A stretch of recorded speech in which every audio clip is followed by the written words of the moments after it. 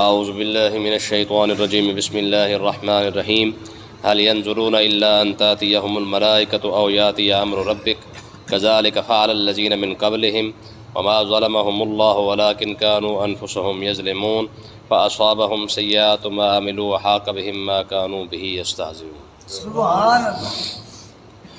اللہ تبارک و تعالیٰ نے یہاں پہ بڑے خوبصورت انداز کے ساتھ بات کی ہے، کیونکہ قرآن سمجھانے کے لیے آیا ہے لوگوں کو کہ اللہ کی معرفت کیسے حاصل کرنی ہے، زندگی کا جینے کا مقصد کیا ہے۔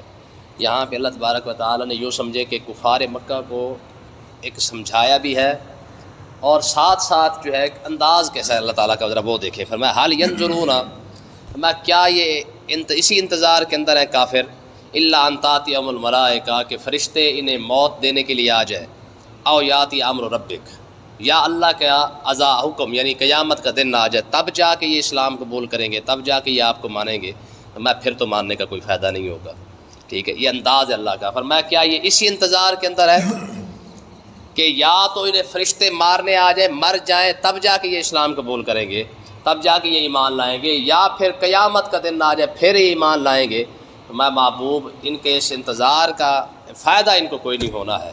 اگر یہ سمجھتے ہیں کہ جناب جب مرنے کا ٹائم آئے گا پھر ہم توبہ کر لیں گے، یا ہم اللہ کے سامنے جب حاضر ہوں گے تو جناب ہم پھر جا کے کہہ دیں گے کہ مالک ہم تو جناب پکے ٹھکے مومن بندے ہیں، تو اللہ تعالیٰ نے ارشاد فرمایا کہ جب اسی انتظار کے اندر ہے تو پھر ان کو کوئی فائدہ تب تک ہے جب تک یہ فرشتوں کو دیکھ نہیں لیتے۔ دیکھیں نا، جب بندے کا آخری وقت آتا ہے تو فرشتے سامنے آ جاتے ہیں نا، بندہ دیکھنا شروع کرتا ہے، پردے سارے ہٹ جاتے ہیں۔ جب فرشتوں کو بندے نے مرتے وقت دیکھ لیا، سمجھ لے کہ پھر اس کے سارے توبہ کے دروازے پھر سارا کوئی بند ہو چکا ہے، ٹھیک ہے۔ یا پھر قیامت کا دن جب آ گیا تو بات ختم ہو جائے گی، پھر بندہ جتنے مرضی دلیلیں دیتا پھر ہے کہ مالک میں تو بڑا نیک پاک بندہ تھا، تب اس کی کوئی بات قبول نہیں کی جائے گی۔ فرمایا اسی انتظار کے اندر بیٹھے ہیں۔ تو آگے اللہ تعالیٰ نے کیا فرمایا کذالک فعل الذین من قبلہم، اللہ تعالیٰ نے ارشاد فرمایا محبوب ان سے پہلے جو لوگ تھے ان کا بھی یہی طریقہ تھا۔ ان کو بھی لگتا تھا کہ جناب خیر ہے، کچھ بھی نہیں ہوتا، جب مرنے کا ٹائم آئے گا دیکھی جائے گی۔ یعنی ان سے پہلے جو لوگ تھے ان کا بھی یہی انداز تھا، وہ بھی بیٹھے رہے، انتظار کرتے رہے کہ کچھ بھی نہیں ہوتا، اور یہ بھی اسی انتظار کے اندر بیٹھے ہیں کہ شاید کچھ بھی نہیں ہونا ہے، خیر ہے، کچھ بھی کوئی فرق نہیں پڑتا۔ تو اللہ تعالیٰ نے ارشاد فرمایا محبوب ان کو یہ بات ارشاد فرما دے وما ظلمہم اللہ، اللہ کسی پر ظلم نہیں کرتا۔ سمجھا تو دیا ہے، پورا قرآن دے دیا ہے، نبی دے دیے ہے، پھر سمجھانے کے لیے جو ہے علماء تشریف فرما ہے، ٹھیک ہے۔ اب اتنی سارا کچھ دینے کے باوجود بھی اگر کسی شخص کو دین سمجھ نہیں آ رہا، اپنے جینے کا مقصد سمجھ نہیں آ رہا ہے، تو پھر فرمایا اب آگے آ کے اگر لتر کھا رہا ہے تو پھر اس پر ظلم کون کر رہا ہے؟ یعنی اگر قیامت والے دن ہم کتابوں کے اندر جب پڑھتے ہیں نا جی، قبر کے اندر جناب سانپ ہوتے ہیں یا بڑے بڑے بچھو ہوں گے، یا قیامت کے دن جب بڑے بڑے بچھو ہوں گے، تو رب فرما رہا ہے بھی اگر پڑھ لیا ہے تو بچ جاؤ، نہ جاؤ نا کہ جہنم کے اندر جانے کی تو ضرورت ہی کوئی نہیں ہے۔ جب رب فرما رہا ہے جناب، یہ حدیث پاک ہے نا، جو بچھو ہوں گے نا وہ بھی اونٹ جتنے ہوں گے۔ وہ سوچ سکتا ہے یار اونٹ جیسے بچھو ہو، ٹھیک ہے، تو اندازہ کریں، یعنی سانپ اتنے بڑے بڑے کو بندہ سوچ ہی نہ سکے، وادیاں ایسی بڑی بڑی کہ جناب پوری کی پوری آگ کی بھری ہوئی ہیں، ٹھیک ہے۔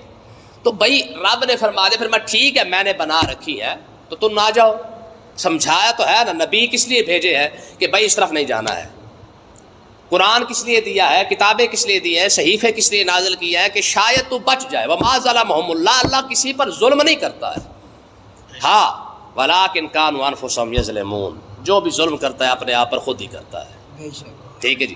بندے کو 80 سال کی زندگی ملے اور 80 سال کے اندر بندہ سمجھ نہ سکے، 80 سال کے اندر وہ ٹائم نہ نکال سکا، کماتے کماتے زندگی گزر گئی ہے، پڑھتے پڑھتے زندگی گزر گئی، اسکول کالج پڑھتے پڑھتے، ٹھیک ہے جی، نوکری کرتے کرتے جناب اللہ 60 سال دے دیے ہیں، لیکن ان 60 سالوں کے اندر تو اتنا ٹائم بھی نہ نکال سکا کہ یار کم سے کم قرآن کو دیکھ کے پڑھ لیتا، اتنا ٹائم نہ نکال سکا کہ تو اپنی نماز ہی سیدھی کر لیتا، اتنا ٹائم نہ نکال سکا تو حلال اور حرام ہی دیکھ لیتا۔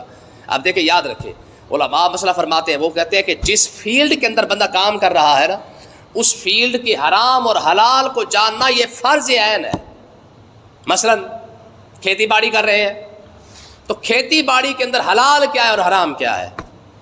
ہم سپرے لے رہے ہیں قسطوں پر لے رہے ہیں، نقد لے رہے ہیں، ادھار لے رہے ہیں، اس کا حکم کیا ہوگا؟ کھاد اٹھا رہے ہیں، اس کا حکم کیا ہوگا؟ جو زمین کے اندر جو ہم نے بیج جو بویا ہوا ہے وہ ادھار اٹھایا ہے، نقد اٹھایا ہے، کیسا حکم ہے؟ زمین ہم نے ٹھیکے پہ لی ہے تو کس طرح ہم کر رہے ہیں؟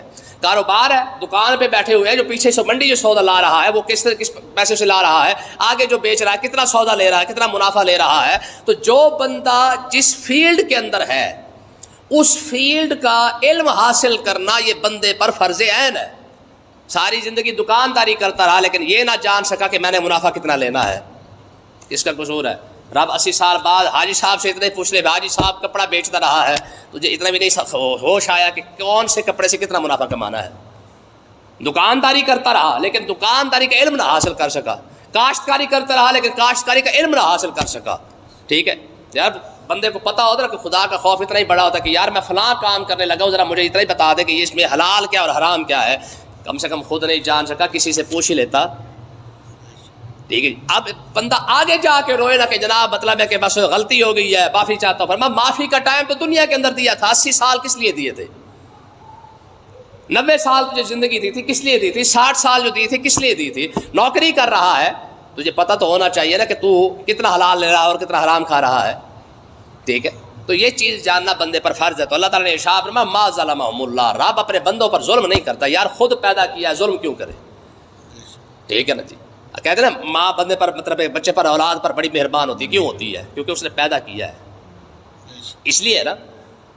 میں نے آپ کو بتایا تھا کہ حجاج بن یوسف ثقفی جب مرنے لگا نا، آخری وقت آیا تو اس کو ماں نے کہا، اس نے کہا حجاج تیرا کیا بنے گا، تو بڑا ظالم بندہ ہے۔ ٹھیک ہے، امام مالک فرماتے تھے کہ رب قیامت والے دن سارے ظالم کھڑا کر دینا، لائن میں لگا دے، اور حجاج کو دوسری طرف کھڑا کر دے اور اس کے ظلم سائڈ پہ رکھے جائے اور باقی دنیا جہان کے ظالموں کے علم جو ظلم ہے وہ سائڈ پہ رکھا جائے۔ میں کہ جتنے ظالم ظلم اس نے کیے نا، سب کے ظلم کے برابر جو ہے اگر وزن کیا جائے گا تو اس کے ظلم زیادہ ہو جائیں گے۔ ٹھیک ہے جی، اب تو یہ خبیث آیا نیتنیاہو آیا، اس کا ظلم تو ویسے ہی بہت زیادہ ہے، لیکن کہنے کا مقصد یہ کہ امام مالک نے اپنے دور میں حجاج کی بات کی تھی، تو حجاج کی ماں نے کہا، اس نے کہا حجاج اتنا کچھ تو کر کے جا رہا ہے، بنے گا کیا؟ اچھا اس وقت اتفاق دیکھے اس کا سر ماں کی گود میں تھا۔ کہا ماں جب میں اتنا ہی ظالم ہوں تو نے میرا اپنا سر جو ہے وہ اپنی گود میں کیوں رکھا ہوا ہے؟ کہا پتر میں تو ماں ہوں نا، کیا کروں؟ کہا کیوں؟ کہا کیا کروں، محبت ہے، اولاد ہے تو میری، چاہے تو جو کچھ بھی ہے میری تو محبت ہے نا تجھ سے، ماں جو تیری۔ میں بس اسی بات کو سوچ لے کہ اگر تو مجھے محبت کی وجہ سے اپنے سے دور نہیں کر رہی، چاہے میں جتنا مرضی بڑا ظالم ہوں، تجھ سے تو وہ زیادہ محبت کرتا ہے نا، مجھ سے سبحان اللہ، تجھ سے تو زیادہ ہی محبت کرتا ہے نا۔ ٹھیک ہے نا، تو وہ مجھے کچھ سے کیسے دور کر دے گا؟ تو بہرحال یہ اس کا اپنا معاملہ ہے۔ تو اللہ تعالیٰ نے ارشاد فرمایا بھی رب بندوں پر ظلم نہیں کرتا، رب نہیں چاہتا کہ بندہ جہنم کے اندر جائے، رب نہیں چاہتا کہ بندے کو قبر کے اندر عذاب دو۔ ٹھیک ہے، لیکن ہاں اتنا سب کچھ دے اور بندہ پھر بھی نہ سمجھ سکے تو پھر فرمایا اگلے الفاظ دیکھیں، فرمایا فَأَصَابَهُمْ سَيِّئَاتُ مَا عَمِلُوا، فرمایا کہ اوے تم پر، ان پر یعنی کفار پر یا ظلم کرنے والوں پر، فرمایا ان پر جتنی بھی برائیاں آئی ہیں نا ان کے اعمال کی وجہ سے آئی ہیں۔ شراب پیا تو لتر کھا رہا ہے نا، نہ پیتا تو نہ کھاتا، بےمانی کیا تو حساب دینا پڑ رہا ہے، اگر نہ بےمانی کرتا تو حساب نہ دینا پڑتا۔ تو ان پر جتنے جو اعمال ہے نا، ان کے اعمال کی برائیاں جو ان پر آئی ہیں، یعنی عذاب جو ان کو دیا جا رہا ہے وہ اعمال کی وجہ سے دیا جا رہا ہے۔ رب نے منع کر دیا تھا، حلال تھا تھوڑا کھا لیتا، نہ کٹھی کرتا۔ ٹھیک ہے، آگے جا کے تو تجھے سب کچھ مل ہی جانا تھا۔ ٹھیک ہے، تو اللہ تعالیٰ نے ارشاد فرمایا فَأَصَابَهُمْ سَيِّئَاتُ مَا عَمِلُوا، الفاظ دیکھیں ذرا، فرمایا کہ اللہ تعالیٰ نے کیا کیا، فرمایا ان کے اعمال کی جو برائیاں وہ ان کے اوپر آئی ہیں۔ ٹھیک ہے، کیوں تجھے ساری زندگی ہدایت نہ مل سکی، کیوں تو اس طرف توجہ نہ کر سکا، کیوں تو اس علم حاصل نہ کر سکا، کیوں تو نے کوشش نہیں کی ہے؟ اور آگے فرمایا وَحَاقَ بِهِم مَّا كَانُوا بِهِ يَسْتَهْزِئُونَ، فرمایا جس مذاق کا، جس عذاب کا یہ مذاق اڑاتے رہے نا، وَحَاقَ بِهِم، وہی عذاب نے آ کے ان کو گھیر لیا آ کر۔ ٹھیک ہے، مطلب کیا ہے کہ جس عذاب کا بندہ ساری زندگی انکار کرتا رہا، کچھ نہیں ہوتا، جب آخری وقت پڑا ہوتا نا تب ٹک ٹکی لگی ہوتی ہے، بے بس ہو کے پڑا ہوتا ہے، پیسہ بھی ہوتا ہے، چدراہٹ بھی ہوتی ہے، سارا کچھ ہوتا ہے، پروٹوکول ہوتا ہے، لیکن سوال ہی پیدا نہیں ہوتا کہ 2 کروڑ دے کر ہی کم سے کم 1-2 سانس ہی لے لے۔ جس عذاب کا ساری زندگی مذاق اڑاتا رہا، وَحَاقَ بِهِم، فرمایا جب وہی عذاب آ کے گھیر لیتا ہے نا، بندہ کتنا بے بس پڑا ہوتا ہے۔ دیکھیں نا آج ہمارے سامنے ہسپتالوں کے اندر، اللہ معاف کرے، ہمارے اپنے پرائے عزیز سارے آخر جاتے تو ہیں، جانا تو سب ہے، لیکن جو نزاع کا ٹائم ہوتا ہے کتنا وہ ایک عجیب ٹائم ہوتا ہے. موسیٰ علیہ السلام فرمایا کرتے تھے، آپ فرماتے تھے کہ نزاع کی جو سختی ہے نا، نزاع کی سختی، اس کی مثال ایسے لے لو کہ بندے کی جسم کی ساری رگیں نکال کر بیری کے درخت کے ہر کانٹے کے ساتھ لگا دو، یعنی ہر رگ کو بیری کے کانٹے کے ساتھ چبو کے پھر زور سے کھینچو. فرمایا کہ اس وقت تمام رگوں کو جو درد ہوگا نا، یہ موت کا ہلکا سا جھٹکا ہے، یہ ہلکا سا ہے، سب سے ہلکا ترین یہی ہے. تو سوچ سکتا ہے. تو فرمایا جس عذاب کا مذاق اڑاتے رہے وہاں کا بہم، جب وہ گھیر لیتا ہے نا تو پھر کیا ہوتا ہے؟ بندہ کروڑوں کا مالک ہوتا ہے، اربوں خربوں کی اس کی فیکٹریاں ملیں چل رہی ہوتی ہیں، لیکن سوال ہی پیدا نہیں ہوتا کہ کم سے کم یار کوئی 2-4 فیکٹریاں دے کر ہی کم سے کم جان چھڑوا لے. ٹھیک ہے. تو اللہ تعالیٰ نے کیا ارشاد فرمایا کہ اب وہاں کب ماں کانوا بھی استاذ، وہ مذاق اڑاتے رہے وہاں کب، اور وہی عذاب جو ہے وہ ان کو آ کر گھیر لیا. اور آگے اب ذرا دیکھیں ذرا، فرمایا وقال الذین اشرکوا، فرمایا یہ جو مشرک لوگ ہیں نا، یہ پتہ کیا کہتے ہیں؟ کہتے ہیں لو شاء اللہ ما عبدنا من دونہ من شیء، اگر اللہ نہ چاہتا تو ہم اللہ کے علاوہ کسی اور کی عبادت ہی نہ کرتے.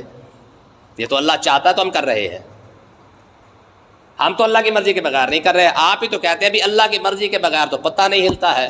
اگر ہم جو بتوں کی عبادت کر رہے ہیں، رب کی مرضی ہے تو کر رہے ہیں، اللہ چاہتا تو ہمیں نہ کرنے دیتا. لو شاء اللہ ما عبدنا، فرمایا کہ اگر اللہ چاہتا تو ہم ان کی عبادت ہی نہ کرتے. یہ جو ہم کفار مکہ کہنے لگے، یہ جو ہم بتوں کی عبادت کر رہے ہیں، اللہ کی مرضی ہے تو کر رہے ہیں. آج یہی بات کرتے ہیں. اور اگلے الفاظ بھی دیکھیں، نحن ولا آباؤنا، فرمایا کہ اگر اللہ چاہتا تو ہمارے باپ دادا بھی ان بتوں کی عبادت نہ کرتے. رب نے اگر روکنا ہوتا تو رب روک نہ لیتا، عذاب آنا ہوتا تو عذاب آ نہ جاتا. ہم کرتے آ رہے ہیں، بتوں کی عبادت کرتے ہیں، ہمارے باپ دادا کرتے آ رہے ہیں، سارے کرتے آ رہے ہیں. اگر یہ کوئی گندا کام ہوتا، غلط ہوتا تو اللہ کا عذاب نہ آ جاتا. اور آگے الفاظ دیکھیں، فرمایا ولا حرمنا من دونہ من شیء، اگر ہم نے جو حرام حلال کیا ہوا ہے، جتنا چاہ حرام کر لیا، جتنا چاہ حلال کر لیا، یہ جو ہم کرتے ہیں، اگر اللہ تعالیٰ کو پسند نہ ہوتا تو ہم حلال حرام کرتے. یہ آج کے دور کی بات ہو رہی ہے، اندازہ کریں. یہ وہی الفاظ ہے جو آج سوچ ہے نا، آج بندہ گناہ کر رہا ہوتا ہے نا، کہتے جی ہاں بھائی اب یہ کیوں کر رہا ہے؟ کہتے جی اگر اللہ چاہتا تو نہ کرتا میں. ہوتا کہ نہیں؟ شرابی کیا کہتا ہے؟ اگر رب نہ چاہتا تو میں شراب نہ پیتا، رب چاہتا تو میں شراب ہی نہ پیتا. اللہ کی مرضی ہے تو سارا کچھ کر رہا ہو. ٹھیک ہے جی. اگر غلط ہوتا تو میں ترقی کر جاتا، اگر پیسے نیچے سے لینے اگر جائز نہ ہوتا تو میں اتنی ترقی کرتا، اگر میں رب کو پسند نہ ہوتا تو میری اتنی کوٹھی بن جاتی. یہ جو میں نے اتنی ترقی کی ہے اور مجھے کچھ بھی نہیں ہوا، تو اس کا مطلب یہ ہے کہ اللہ کی رضا بھی اس کے اندر شامل ہے. میں نے آپ کو بتایا تھا نا حدیث پاک ہے کہ اللہ تبارک و تعالیٰ کی بارگاہ میں ایک شخص نے عرض کی کہ پروردگار میری زندگی گزر گئی تیری نافرمانی کرتے کرتے، لیکن مجھے تو کبھی کچھ نہیں ہوا، عذاب ہی نہیں آیا تیرا. ٹھیک ہے. تو اللہ تعالیٰ نے ارشاد فرمایا میں نے تجھے عذاب دیا ہے پر تجھے سمجھ نہیں آئی ہے. کہا کیا عذاب دیا ہے؟ اس زمانے کے نبی کو اللہ تعالیٰ نے وہی فرمایا اس کو جا کے کہو میں نے تجھے عذاب دیا ہے پر تجھے سمجھ ہی نہیں آئی. تو اس نبی نے جا کے بتایا کاکا تجھے اللہ تعالیٰ نے عذاب میں مبتلا کر رکھا ہے پر تجھے سمجھ نہیں آ رہی. اس نے کہا جی کیسے؟ اس نبی نے فرمایا کہ اللہ تعالیٰ فرماتا ہے، فرمایا دیکھ جب سے تو حرام کمانا شروع ہوا ہم نے عبادت کی لذت ہی تجھ سے کھینچ لی ہے. اب سجدے کے اندر تجھے مزہ نہیں آتا ہے، یہ عذاب ہی تو ہے. گانے سن کر رو پڑا اور سجدے کے اندر تجھے کبھی رونا نہ آیا، عذاب ہی تو ہے. ساری زندگی بار بیٹھ کے گپے لگاتا رہا، مسجد کے اندر تجھے سکون ہی نہ آیا، عذاب ہی تو ہے. کالج اور یونیورسٹی پڑھتے پڑھتے 16 سال 20 سال double M A triple M A double P H D triple P H D کرتے کرتے جناب 35 سال لگا دیے، اور 35 سالوں میں سے 35 گھنٹے نکال کے قرآن نہ پڑھ سکا، عذاب ہی تو ہے. بات سمجھ آ رہی کہ نہیں آ رہی؟ فرمایا ہم نے جو تجھے اپنے سے دور کر دیا ہے یہی عذاب ہی تو ہوتا ہے. اور کیا ہوتا ہے؟ ساری زندگی بندہ مالک کا کھائے اور مالک اسے منہ ہی نہ لگائے. کوئی سوچ سکتا؟ بندہ نوکر رکھا ہو، ٹھیک ہے جی، نوکر کو روٹی بھی دے رہا ہو، کھانا بھی دے رہا ہو، پینا بھی دے رہا ہو، سب کچھ دے رہا ہو، لیکن مالک اسے منہ نہ لگاتا ہو. سیاڑا نوکر ہوگا نا، سیاڑا نوکر، وہ پوچھے گا صحیح کہ یار اتنی مہربانی بھی ہے پھر مجھ سے بولتا بھی نہیں، آخر وجہ کی تو ہو ہی نا. ہوتا کہ نہیں ہوتا؟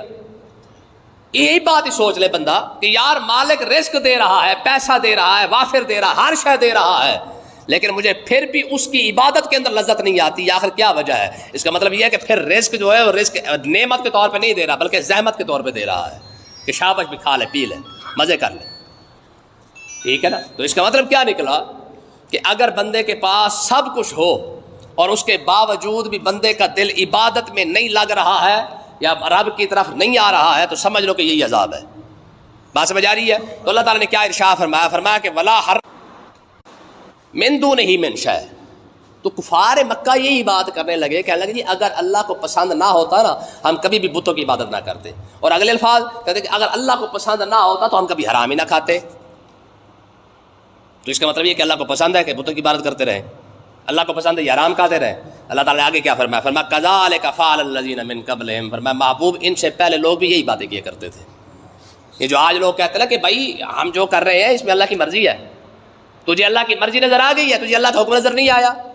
اللہ کا حکم کیا ہے اس کو بھی طرف نظر اٹھا کے دیکھنا۔ تو شراب پی کے کہتا ہے جی اللہ کی مرضی ہے، سود کھا کے کہتا ہے اللہ کی مرضی ہے، حرام کھا کے کہتا ہے اللہ کی مرضی ہے، تو اللہ کے حکم کہاں ہے پھر؟ بات سمجھ آئی؟ تو تم اللہ کی مرضی کو نہ دیکھو، اللہ کے حکم کو دیکھو کہ اللہ کا حکم کیا ہے۔ تو کیا تو اللہ تعالیٰ نے کیا کیا ارشاد فرمایا؟ فرمایا محبوب کذالک فعل الذین من قبلہم، ان سے پہلے لوگ بھی یہی بہانے بنایا کرتے تھے، یہی باتیں کرتے تھے جو آج یہ لوگ کر رہے ہیں۔ اس کا مطلب یہ کہ یہ جو بات آج کرتے ہیں نا ہم کہ جو ہم کر رہے ہیں یہ اللہ کی مرضی ہے، یہ آج ہم نہیں کر رہے، یہ پرانے زمانے کے اندر یہ باتیں ہوتی آ رہی ہیں اور نبیوں کے سامنے ہوتی آئی ہے، ٹھیک ہے؟ بندہ کھا حرام رہا ہو، چال غلط راستے پہ رہا ہو اور اس کو بندہ اللہ کی رضا کہہ دے تو سمجھ لو کہ یہ بندے کو یہ آج کی بات ہے، یہ آج کی بات نہیں، یہ انبیاء کے زمانے سے یہ بات چلی آ رہی ہے۔ تو اب اللہ نے کیا فرمایا؟ فرمایا فحل علی الرسل الا البلاغ المبین، ہمارے رسولوں کا کام تو بھئی واضح طور پر پہنچا دینا ہے، ٹھیک ہے؟ غلط راستے پہ چل رہا ہے، رسول آ کے روک رہا ہے، نبی آ کے روک رہا ہے کہ بھائی یہ کام نہیں کرنا، پھر پتہ اللہ کی مرضی کیسی ہو گئی؟ جب ایک غلط کام ہو رہا ہے اور نبی نے آ کے روک دیا کہ نہیں کرنا تو اس کا مطلب یہ ہے کہ یہ اللہ کی مرضی نہیں ہے۔ ہاں اللہ کی مرضی یہ ہے کہ جو اللہ کا رسول آ کے حکم دے رہا ہے کہ بھائی یہ کام نہیں کرنا ہے، ٹھیک ہے؟ آج کے زمانے میں دیکھ لیں جتنے بھی کام ہو رہے ہیں اگر علماء روک رہے ہیں تو اس کا مطلب یہ ہے کہ یہ کام غلط ہے تو روکا جا رہا ہے، اگر صحیح ہوتے تو روکا ہی نہ جاتا۔ اب پورا قرآن جو پڑھا ہوا ہے اسی وجہ سے پڑھا ہوا ہے، قرآن کیوں آیا بھی یہ نہیں کرنا یہ نہیں کرنا یہ نہیں کرنا یہ نہیں کرنا؟ تو اس کا مطلب یہ ہے کہ جس کاموں سے روکا جا رہا ہے غلط ہے تو روکا جا رہا ہے، اگر غلط نہ ہوتے تو روکا بھی نہ جاتا۔ اب اس مثال کو دیکھیں آزمائش کے طور پر، آدم علیہ السلام کو فرمایا گیا کہ ساری جنت میں جا سے کھاؤ پیو، لیکن لا تقربا هذه الشجرہ، درخت کے قریب نہیں جانا ہے۔ اس کا مطلب یہ ہے کہ کوئی کام کوئی وجہ تھی تو روکا گیا نا۔ فن کیوں ماتا بالکم من النساء، جہاں سے چاہو جس مرضی عورت سے چاہو نکاح کر لو، تو اس کا مطلب یہ ہے کہ پھر جو مرضی آئے پھر اس سے نکاح کر لے، لیکن فرمایا نہ جو مرضی سے مراد یہ نہیں کہ اپنی بہن بیٹی کے ساتھ کر لو، بلکہ حکم کیا ہے؟ فرمایا حرمت علیکم امہاتکم وبناتکم واخواتکم واماتکم، یہ 8 رشتے اللہ تعالیٰ نے ارشاد فرما دے، فرمایا ان سے نہیں کرنا، باقی جن سے مرضی کر لو۔ روک دیا نا کہ یہ 8 رشتے ہیں ان کے ساتھ نہیں کرنا، باقی سب سے کر لو۔ تو اس کا مطلب یہ کہ کسی کام سے جو روکا جاتا ہے تو اس کا مطلب یہ کہ اس کی کیا تو یار کوئی نہ کوئی حکمت ہوتی ہے، وجہ ہوتی ہے، یا وہ غلط ہوتا ہے۔ تو جب اللہ کا نبی، اللہ کا رسول یا اللہ کی جو کتاب آتی ہے وہ کام جو غلط ہوتے ہیں ان سے روکنے کے لیے آتے ہیں، ٹھیک ہے؟ اور بندہ یہ نہیں کہہ سکتا کہ جو میں کر رہا ہوں یہ اللہ کی مرضی ہے۔ آپ تو ہمارے حکمران بھی یہ تماشا بنا سکتے ہیں کہ نہیں جی ہم جو چپ خاموش ہو کے بیٹھے یہ تو اللہ کی مرضی ہے، اور بھائی یہ تیری اللہ کی مرضی نہیں ہے، یہ تیرے جرم ہے تیرا، یہ مجرمانہ خاموشی ہے۔ اللہ کا حکم کیا ہے کہ جب ظلم ہو رہا ہے تو پھر جہاد کر۔ اب کہیں نہیں جی ہم جو خاموش ہو کے بیٹھے اللہ کی مرضی ہے، پھر تو امت مسلمہ ساری بخشائی ہے، ٹھیک ہے؟ قیامت والے دن رب پوچھ رہے کہ ہاں بھی غضب پر کیوں نہیں بولے تھے، تو سارے کہیں نہیں جی کیونکہ آپ کی مرضی تھی تو ہم اس لیے خاموش ہو کے بیٹھے تھے۔ تو اللہ تعالیٰ نے ارشاد فرمایا نہ، حکم کیا ہے کہ جب مشیت کو نہیں دیکھا جائے گا بلکہ اللہ کے حکم کو دیکھا جائے گا کہ رب حکم کس چیز کا دے رہا ہے اور روک کس چیز سے رہا ہے۔ اللہ پاک سمجھنے کی توفیق عطا فرمائے۔